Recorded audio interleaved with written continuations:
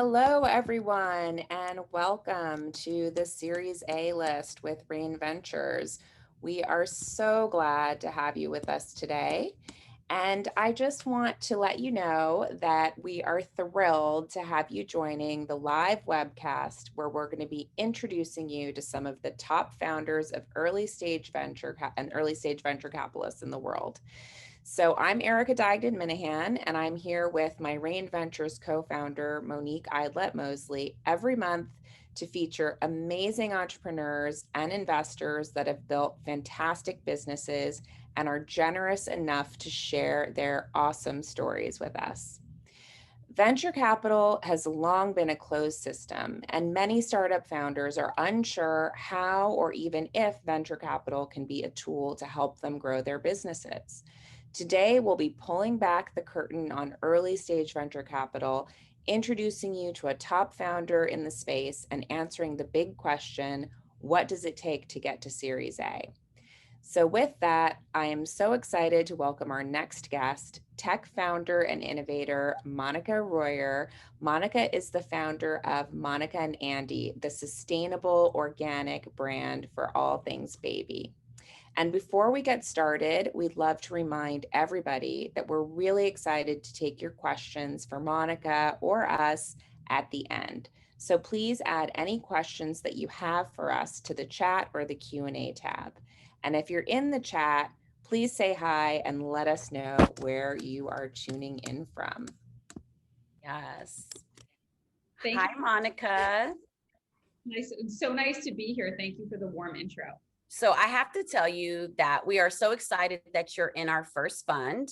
And what's even more exciting is that Erica and I were in a Zoom room discussing a lot of stuff with men, and they all knew what Monica and Andy is. So you're doing an amazing job. Thank you very much. So why don't you, we usually like to just jump right into it. Let's just, kind of give a little bit of a background on you, just very briefly, and then discuss an intro into your company and kind of what the journey has been. Absolutely. So I feel like what's interesting about my journey to being an entrepreneur is that I never ever wanted to be an entrepreneur to begin with. So previous to Monica Andy, I spent a decade in the pharmaceutical industry. I worked at Pfizer and Novartis. I never thought, I wasn't the kid that had the lemonade stands. I never thought like, wow, I really want to start my own business. And then when my daughter was born in November of 2010, it was almost like an epiphany for me. I had lived a plant-based lifestyle for probably the previous 10 years. And I was really focused on, okay, what are the organic things that I'm buying her? Like, what's she going to wear? What is her stroller? And one of the things I've realized now since I've been doing this is that the average family spends about $12,000 in the first year alone. And I think both of you are moms. You can understand, like, you have kids, like you want the very best for them. And so I remember even in my hospital room, they brought the clothes for her to wear for the hospital, and the clothes were perfectly fine, but they were, I found out that they could be worn by up to 7 different kids, and they weren't organic. And I remember thinking like, wow, everything that touches her skin, I want it to be the very best, especially in these early days.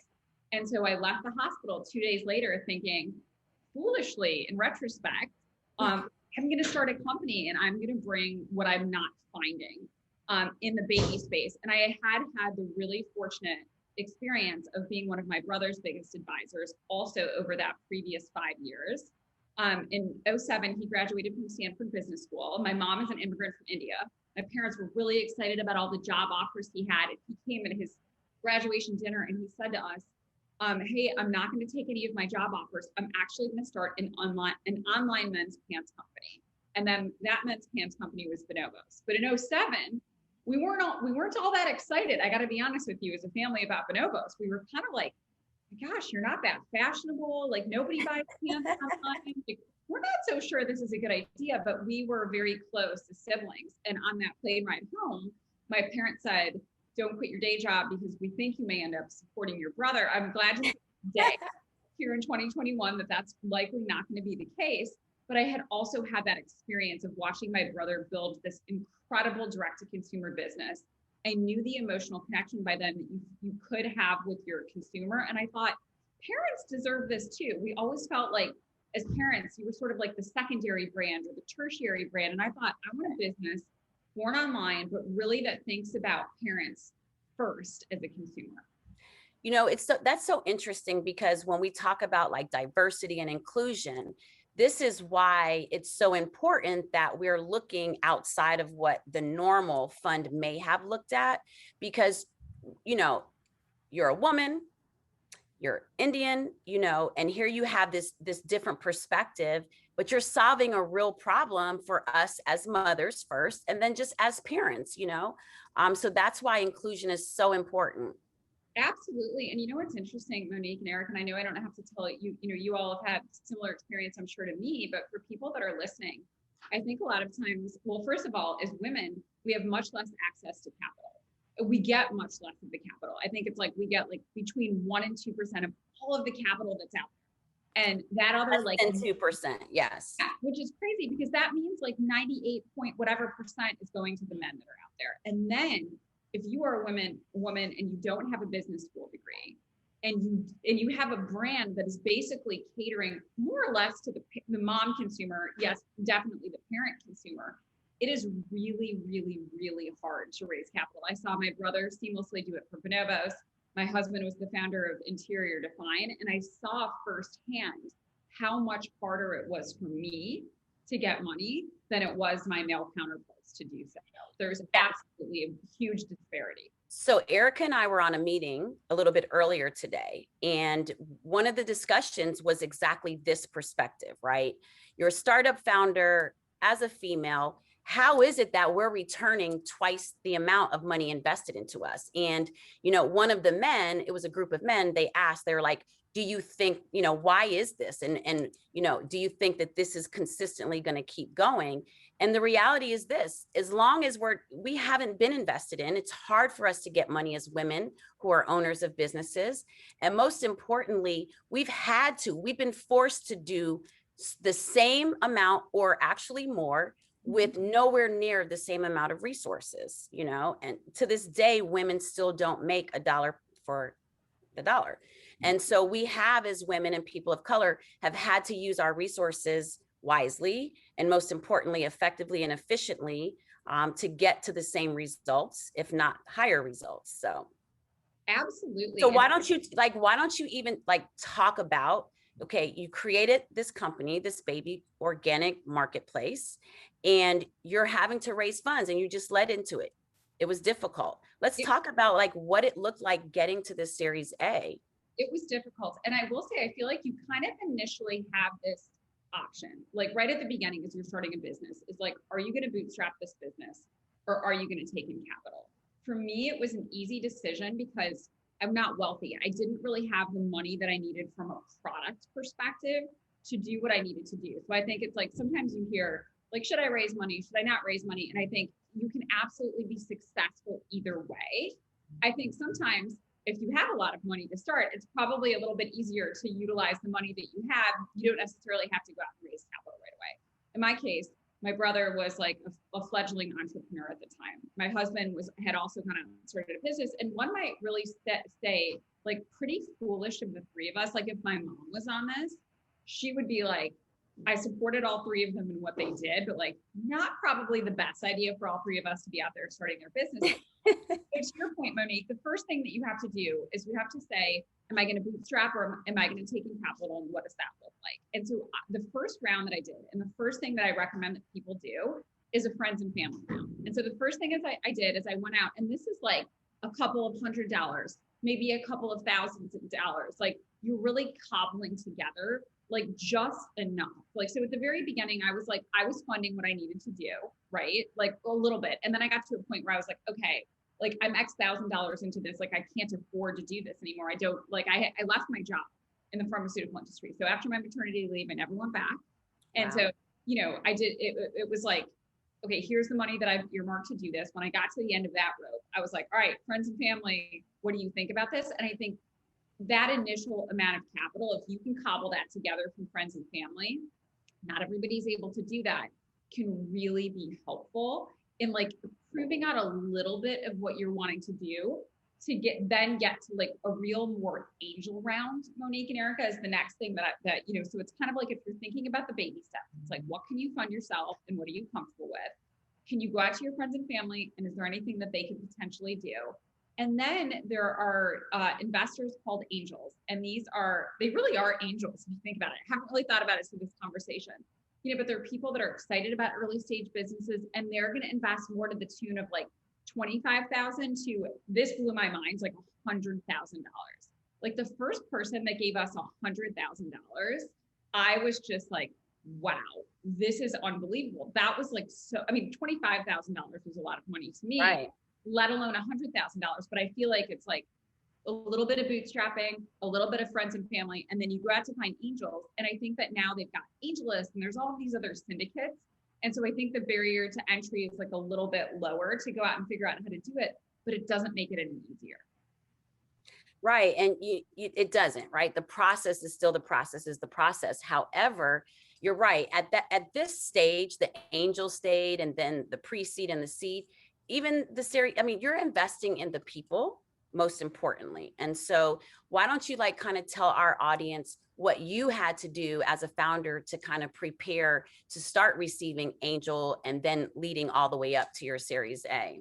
Yeah, absolutely. So I think there's really like two key areas of preparation. I think the first, and I think this is really the easiest for founders, is I think like telling your story. And so you want to make sure that as you're putting together, like you never want to send people your whole story. Like Monique and Erica, ahead of meeting you, I would never want to say like, here's a 25-page deck on everything that I want you to know about Monica and Andy. What you want to do is you really want to send like a one-pager. Might be a couple of paragraphs. You kind of just want to get people excited. You want to whet their palate. You want them to think like, ooh, I want to learn a little bit more about this. So, going on LinkedIn and saying like, all right, who are the potential people that might be great investors for me and who are our mutual connections? And then what is like a little blurb about my company that could potentially interest these people in taking a meeting with me? And I think that's absolutely step one. On the back end of that, you do want to have something, and it doesn't necessarily need to be like a long PowerPoint presentation. I think a lot of what investors are looking for is like the enthusiasm of the founder. And they're going to ask themselves too, and I think this is really key, why is this person uniquely poised to solve this problem?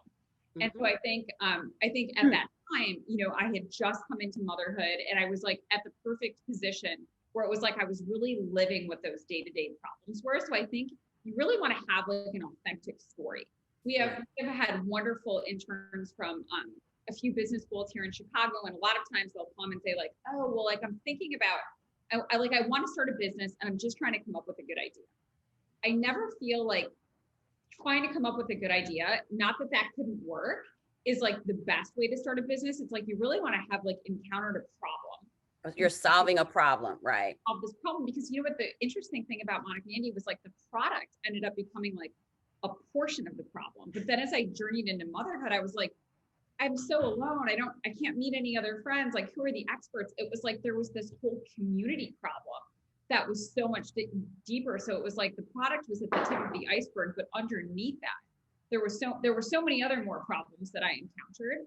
And so I think it's like making sure that as you tell that story, there's like an authenticity to that story to begin with. And then on the flip side, and what nobody tells you is like, there's also some legal work that needs to be done on the back end. And that might seem like an obvious, it might not seem like an obvious, but it's not like you can take, $25,000 in cash from people. You need to make sure that like, what is the entity? How do you want to structure what you're doing?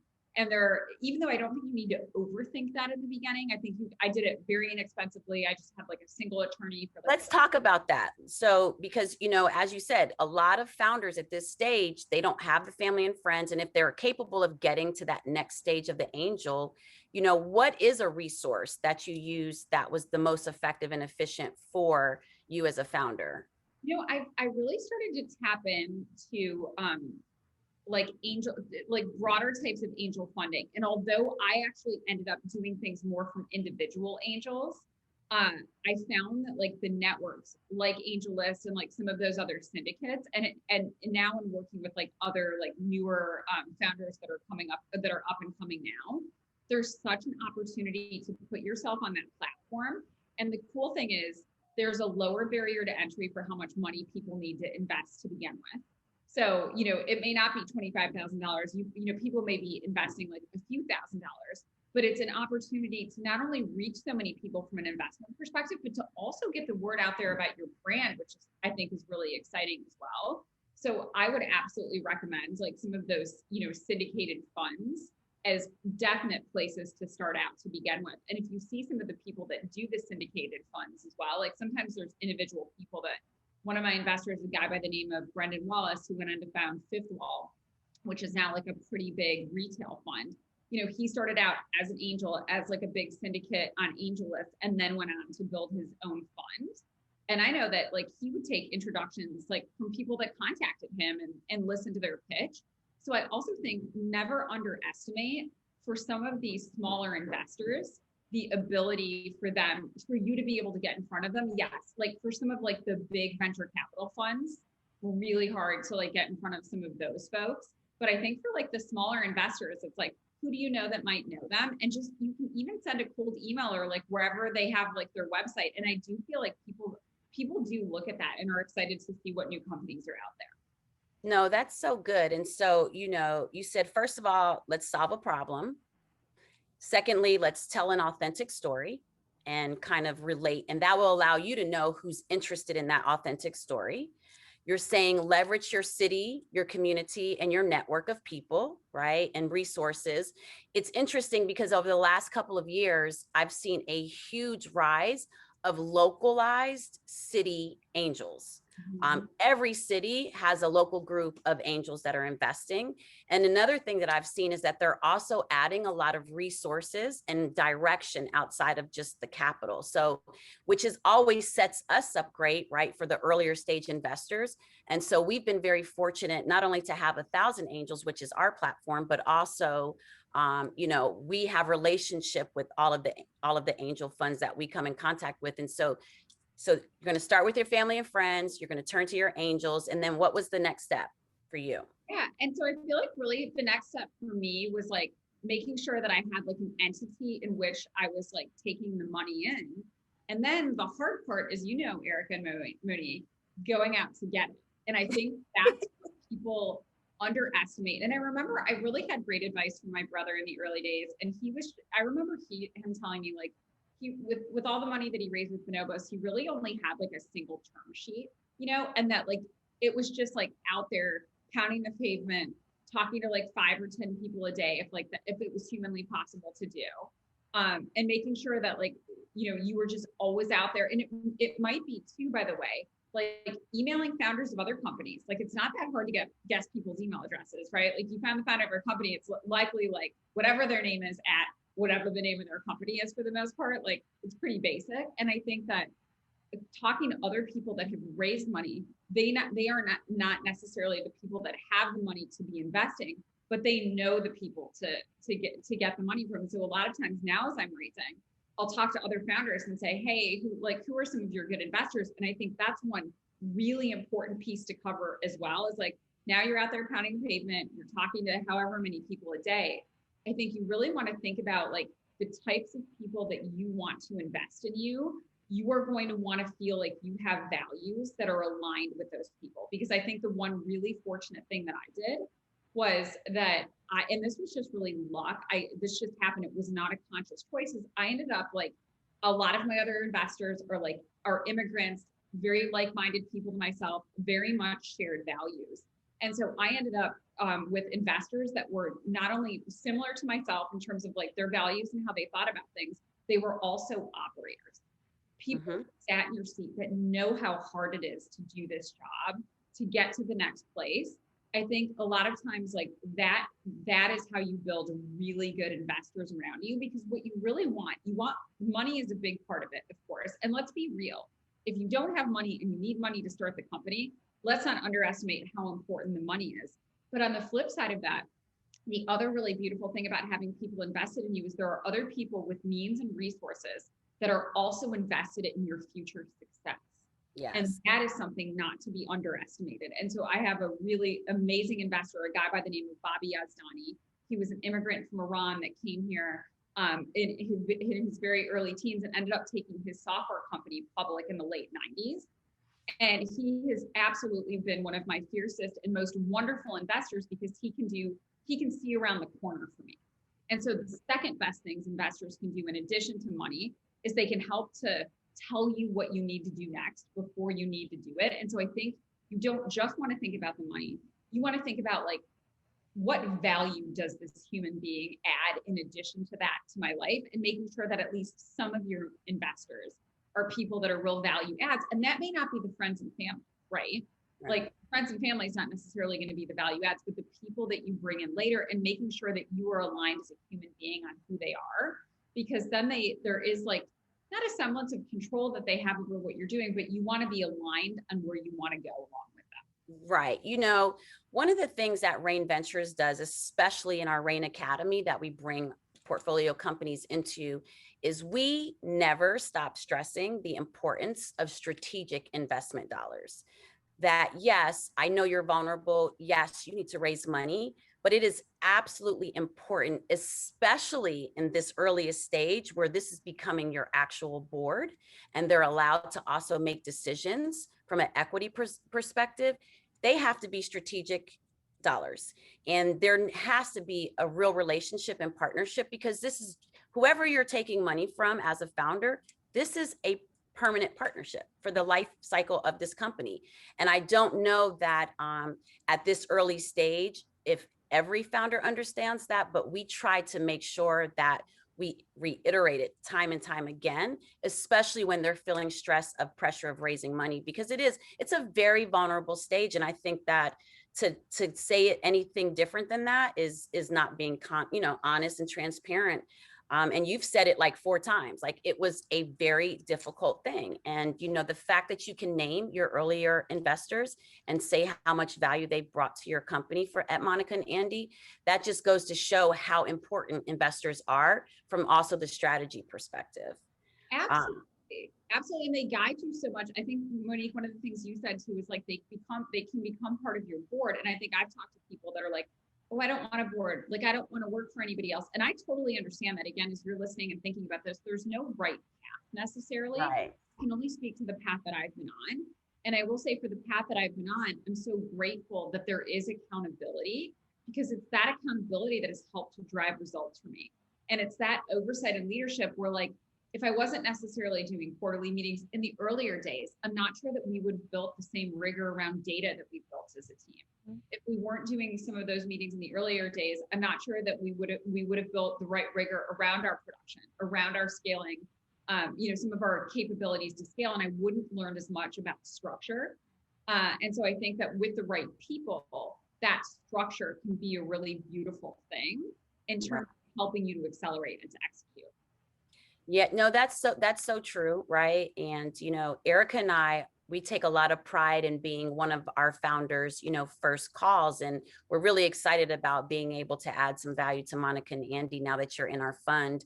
So, you know, talk to us about how much you raised for your Series A and kind of like what that experience was, and maybe one takeaway of advice, you know, while you're raising in that particular round. Yeah, and I'd love to just jump in. And sorry, guys, I've been a little quiet today because my technology is acting up. But I think also one of the things I'd love to know, I mean, obviously we know what we loved about Monica and Andy and why we decided to invest, but what specific, you know, you talked about tracking data and certain metrics. So what sort of things, you know, were you able to track and present to investors that got them excited enough to be able to, you know, get you guys to the Series A?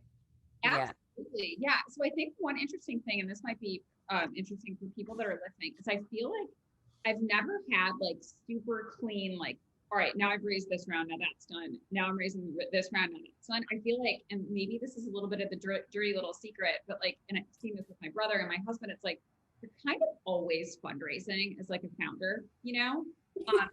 There's always like, look at with COVID, there's always twists and turns of like things that are going to happen, like you didn't necessarily anticipate, and you could be fundraising because you underestimated the money you need.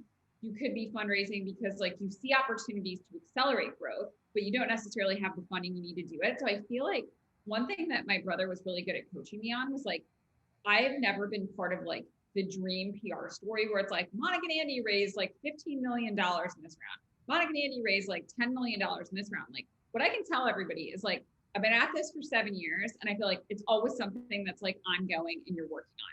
So if I even had to go back and break it all out, like, yes, like generally speaking, there's been like a friends and family and an angel, and then like this ongoing additional round, want to call it, you know? And so I think that a lot of what we see of these unicorn companies is like this dream story.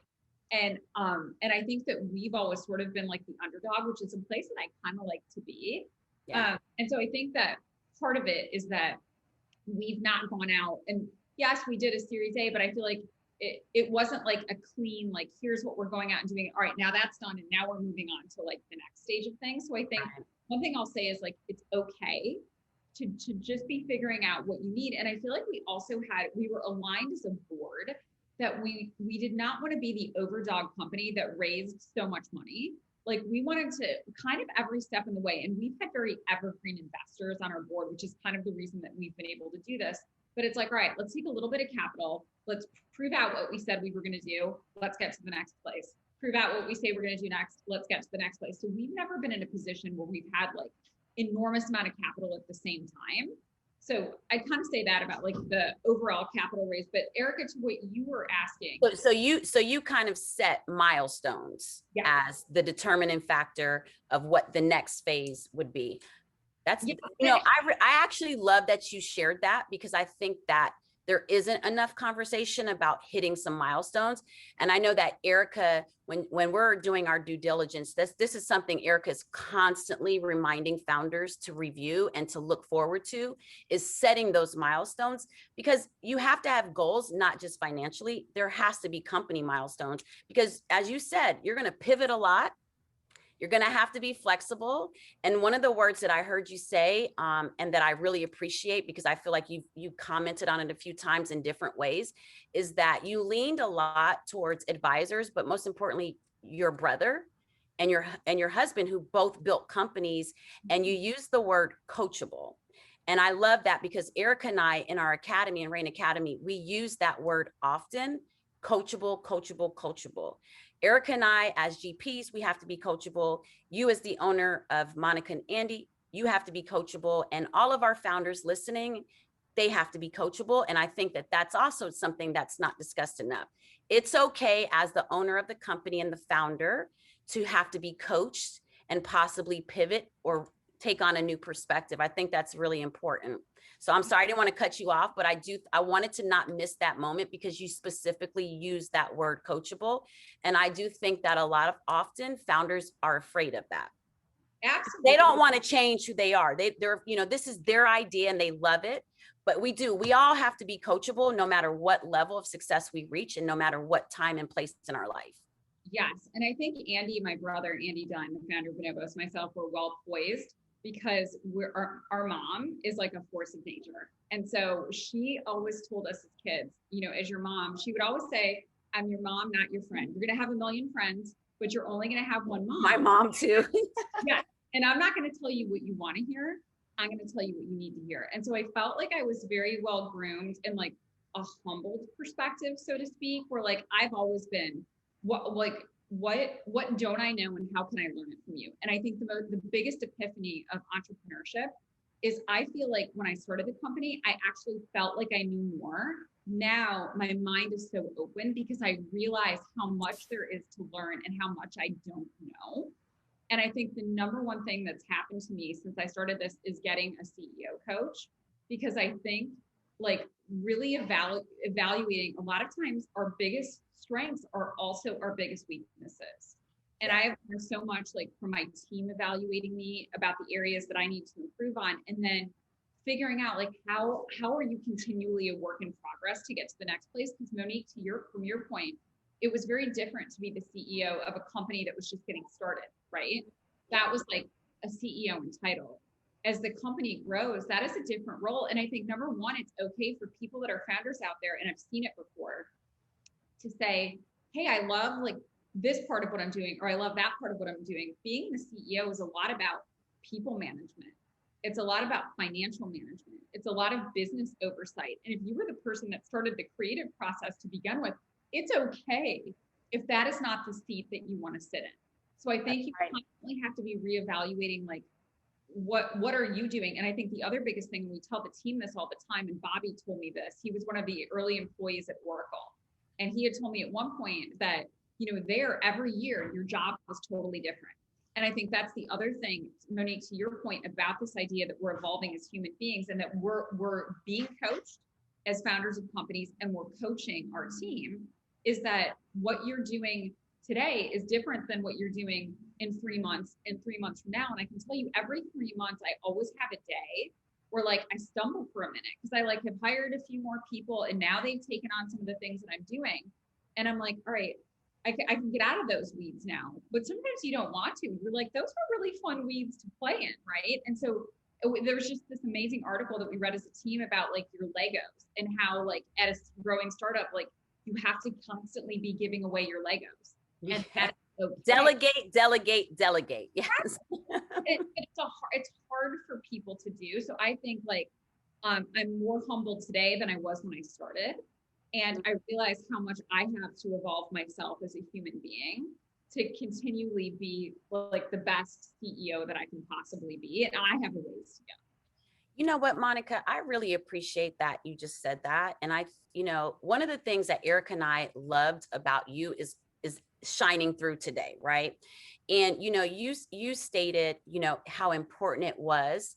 You have a CEO coach, and if you put these places, these practices into place from an early stage, as you're growing, I'm sure all of this helped your Series A, and it will help the continuation of the growth financially, but also the infrastructure, because as you're building, you have to have a strong foundation. And I think that that's also some really good advice for the companies on here and the founders on here, is that do not be afraid to delegate, right?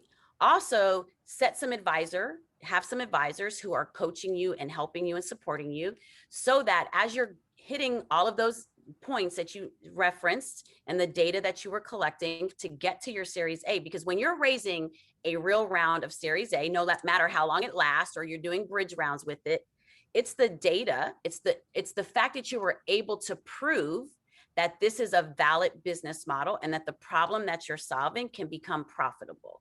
It's truly that in its most simplistic but yet complicated form, right?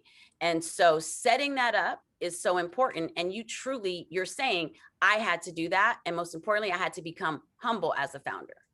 Absolutely. And I think there's so much, even as the team, and we start talking, and Erica, to kind of what you were saying, and Monique, you as well, it's like, what is some of the data that we had to master?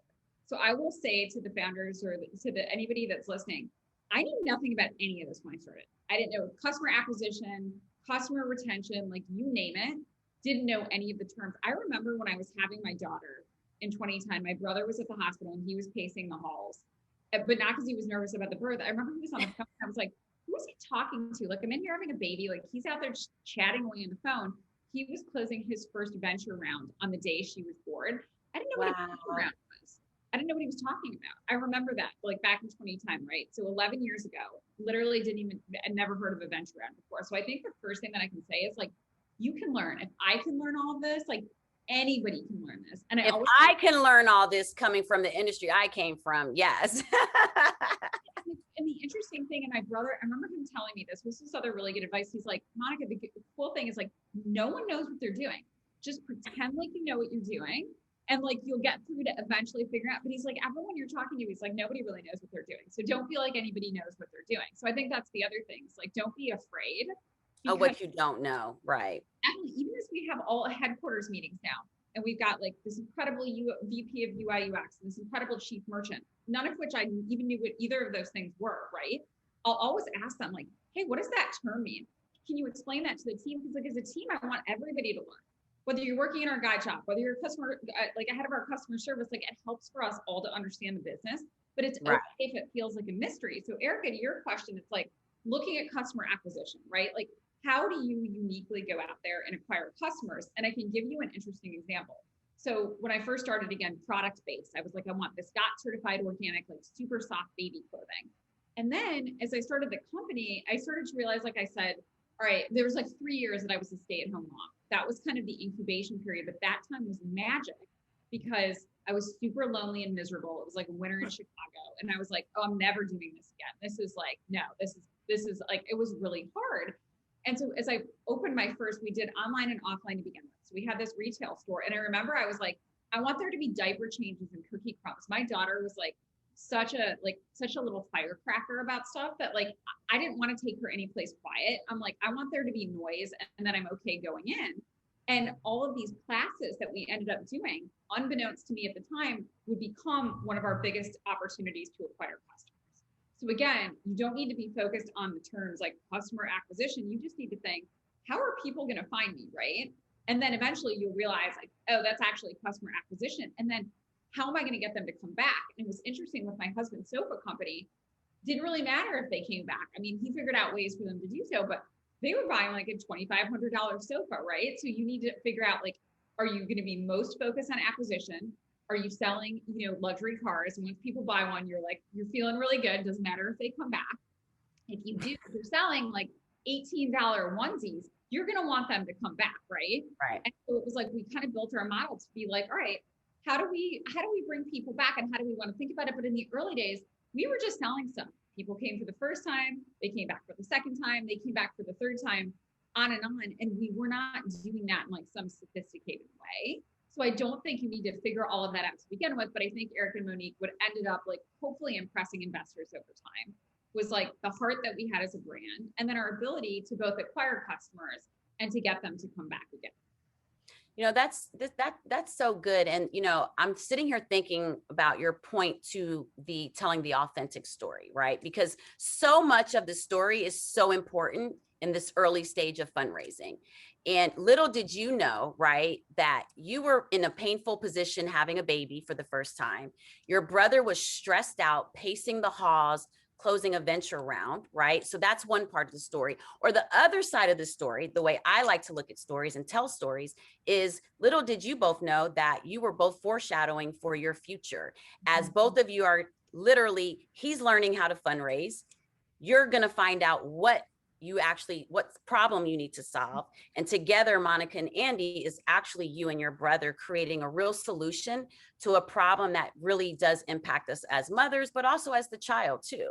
And so, true, amazing story.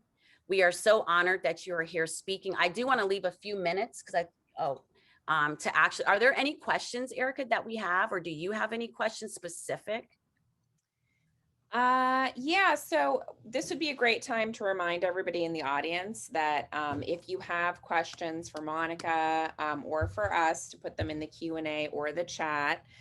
We do have one question that's not really like specifically for Monica, but we seem to get in almost every session, which is about NDAs. So Pierre asks, is it wise to ask each potential investor to sign an NDA?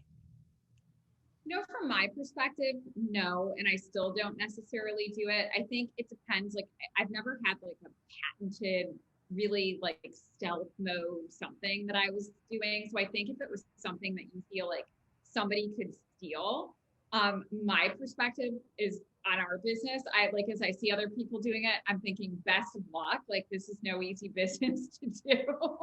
So I feel like unless it's something really, yeah, it's like, take all my ideas. Yeah. You think you can do this? All right, let's see it. I'm very relaxed about that. Yeah. I think that's probably dependent on the type of company. If it's like a really significant technology idea or something, then probably. But we're pretty relaxed about it. We figure like the more people that find out about stuff, the better, And then I think if you get to a certain point, I think it's a certain stage, it's okay to do that, but I don't generally do that with early conversations. As an investor, I do not sign them just because a lot of them have become so complicated. And we see a lot of stuff. So to limit, it's just too complicated. However, I tell founders all the time, in the body of your email, you should always legally protect the information that's in there. And that's free. And that doesn't require anyone to sign anything. So I tell founders all the time, when you're sending emails with detailed information about your company, protect it legally with your disclaimer that should always live in every piece of your business email section. So there's also another way to actually solve that problem without getting people's signatures. The other side of it is that if you're solving a real problem for your company, you can do it. There's the other part of it. It's a uniquely qualified team. So if someone else hears your idea, what does that matter? At the end of the day, if you're in the right market, and it's the right market opportunity, hopefully there will be lots of people trying to solve some of the similar problems. It's about your team becoming the uniquely qualified team and the ability to actually execute the solution and scale it. Definitely. And you know what? One other thing I would add to Monique is what's interesting is like there was other female mom founders in the space, and we all ended up becoming friends and supporting each other. Exactly. For each of us that we more banded together. And if I see anybody that like excels or like falls off, it's like we want the tide to lift all of our boats. And so I think that especially as female founders, it's great to see other successes even in the same space. You know, there is a real science to the collaborative effort. And in order to create what Forbes says and what Psychology Today says is that in order for us as female founders to create the billion-dollar companies, we absolutely have to collaborate, not compete with the people who may have a separate company that is similar to ours. But in order for us to really create these billion-dollar companies, we do have to collaborate, and we need to stop being afraid of competing with each other. This particular market has this concept of number one and one only. The reality is that we need lots of people winning in our space in order to make this a valid opportunity in a valid market. And so I would tell people from an NDA and from a collaborative effort and competitive effort, collaborate. And you know, Erica and I, we talk to funds every single day, some of them with similar thesis. It's okay. it is. And I remember in the early days, and I won't name names, but I remember seeing this company that popped up that felt really similar to Bonobos. And they were coming like next to Bonobos everywhere. And I was like, Andy, doesn't that drive you crazy? And he's like, we like to be amongst friends. The more people, the better. The more people are going to come to the shop. And I was like, it's kind of how you look at it. It's always perspective. And even as, you know, getting fundraising to an A with a founder with a very small team, it's complicated, right? It's stressful, it's frustrating, but at the end of it, it's also a great way to learn and to be curious. And, you know, I was thinking about you talking about constantly educating yourself and being curious enough to learn. And, you know, edx.org is a great platform for free higher learning. And I tell founders all the time, listen, if you need to sharpen up your marketing skills, go take a class for free from some of the top universities in the world. And it's all on there. So where there is a will, I always believe there is a way, whether it's fundraising, learning, pivoting, creating the business, just never giving up is the way I always try to look at it. And like, do you feel like as a founder, you've always had to stay in that space of never giving up? Oh my gosh. Yeah. I mean, I feel like that's the other biggest thing, Monique and Erica. If you're thinking about starting a business, it's like, I do think you have to have like an optimism that's sort of like above the national average. Like you're really going to have to believe like when there's so much doubt around you that like somehow you're going to be able to land the plane. And I think as you pick partners, you find people that maybe have a little bit more skepticism than you do because you need a good balance of optimism and skepticism in order to get to where you need to get. So I think someone had put a question in the Q&A box in regard to like that. Great. So we've got a question from Jeffrey Hurd. Hi, Jeffrey. So you mentioned a growth of local/community investors and angels. This seems surprising with the growth of internet, Zoom, remote. I would have thought the trend would be more towards widely distributed interaction. Could we elaborate?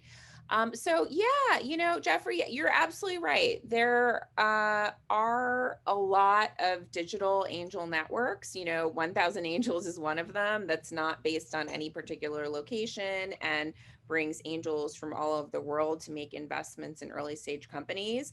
But as Monique said, you know, I think that if we think about, you know, let's look at the last 30 or 40 years of the evolution of sort of the angel investor market. It has always been, you know, something that's predicated on some type of affinity groups very often. And so that's usually based on a city and a community, you know, people wanting to get together in person, get to know each other, and actually get to know the founders. The other reason that doing it city by city, you know, historically had been prevalent is, you know, that you can actually, you know, physically get to your portfolio company if you need to, you know, in a drive and not on a plane. So it's not as applicable anymore, but I think for people probably just learning about angel investing, there is some comfort in being able to sort of get together with people that they know IRL. to give them a little bit more support in, building a community, since they don't have, sort of the power of the one check, but they're aggregating their capital. But Monique, I'm sure you have some ideas on it too. Well, everything you said, and then I'll just add to this on why I know that locally, right? Regardless of what the type of investment is there is a new group of people that is learning about alternative investing. And when curiosity comes in, now all of a sudden, yes, maybe there's antiquation when it comes to the traditional angel investors, but what is happening right now in different markets is there are a group of people, women, people of color, who have never ever been a part of angel investing, and they are creating local groups, whether it's wives coming together who are affluent, whether it's, people of color who are learning that, hey, maybe, oh, I don't have to have $1 million. I can actually have $20,000 to deploy. So I do think that there is some learned interest, some more interest, because people are learning more about alternative investing. Yeah. And I think too, for some folks, and, not everybody, because plenty of people will just go and do it online, there is interest in, developing more of a personal relationship before Yes. they start writing that first check. So very often, it's somebody who maybe joined a local angel group and got their start there. And then once they get comfortable with it, then they're more comfortable evaluating, a founder they met on Zoom, or a deal that they found online through like an AngelList syndicate. And I'll use myself as an example. When I first started angel investing almost a decade ago, I preferred, and still to this day, I prefer to be hands-on with the founder and someone I have access to. So I have never invested digitally, even though I've had so much access, and yes, could be great investments, but I have always focused on the world that I can have access to people. And I do think that there is a community of people that prefer that. Yeah. Great. So Monica, we are coming up on time. I would love to invite you to share with the audience your most interesting, and that could be from, it was an awesome story or a horrific experience, but your most interesting tale from your fundraising experience. Okay, absolutely. I've got a good one. So I feel like in the early days, my daughter was still in like a sleep sack or a sleep gown, or like whatever it is you want, like whatever you zip your kid into. And I feel like there's lots of different names for it, but I tried to do all of my work as she was napping for the most part. So it was like, if I had those really early investor calls, I was like setting them up around her nap time, because my husband was working, and I was basically, I was home by myself. And so I remember I was on this like really interesting investor call. Again, and this was like, pre-Zoom. So we were on the phone. I think the person that I was talking to was in New York. And it started to smell like poop. And I was like, oh, like this isn't going to be good. Right. It's kind of like wafting out. Like I'm looking on the monitor, and like I'm seeing her stand up, and so now I'm on the phone, and I'm going in, and I look, and she's got like a full blowout through her sleep sack. And I remember I was just like, again, I mean, talking to this guy, like, who was I? Nobody knew anything about Monica and Andy. And I said, you know what? I'm so sorry. Like, I'm just going to be real. My daughter's diaper is just blown out, and like, she's screaming, crying, and I'm going to have to like give you a call back to reset up the call. He never talked to me again, never took any more of the emails after that. He probably didn't like the idea to begin with, but I feel like you can kind of learn a lot about who people are by just being real with them. And so I feel like that's like one microcosm of a million mom movements I've had, while I've done this. And I'll tell you, Erica and Monique, one other funny story too, is I've become really passionate now about like how, this next generation of female founders. And I see like my daughter who's 10, and like, she's still at a point where like, it's amazing. She thinks the girls at 10 like think they're the greatest ever, right? We haven't started to doubt ourselves at that age. So my co-founder and I are on the phone, we're driving, and she's like sitting in her car seat. She's probably about 6 at the time, and I don't remember what we're talking about. And we get off, and my daughter's like, you should fire that person and the person that hired them. And I remember I was like, oh my gosh, I'm the person that hired them. Like, we hadn't even fired anybody, but you realize like the fire that like some of these kids have. So I feel like the blowouts and like the crazy moments were really worth it, because I realized, and I hope I can tell you in another 8 or 10 years, I mean, she's only 10, that hopefully like all of those moments of chaos will hopefully result in likely her not going into business at this point, because I think she's like, I'm not so sure I want to do this much work. But I feel like, well, considering her mother and father are entrepreneurs at heart, I'm sure she's going to revert to that at some stage in her life. yes. And one last thing too, I remember someone asked her, do you want to be a CEO like your mom? And she said, I want to be chairman of the board, because that's the boss's boss. She understands early.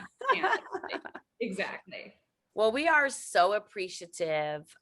Erica and I really enjoy this. We enjoy sharing information because we do know that that's also part of the difference, is having access to information. So thank you for taking time out of your extremely busy time and day to share with our audience, because these conversations are so important and they're helpful too. Absolutely. Thank you both so much for having me. This was lovely. I really appreciate it. Yeah, great. We really appreciate it. And we also really appreciate everyone who joined us live today, or if you're watching the recording on YouTube, make sure to like and subscribe and share this amazing video with your friends. And don't forget to visit monicaandandy.com and either buy some baby clothing for your own baby, or maybe a niece or nephew, or a baby gift for a friend of yours that might be expecting a little bundle of joy. Monica, any like promotions or products that folks should check out in particular? I appreciate that.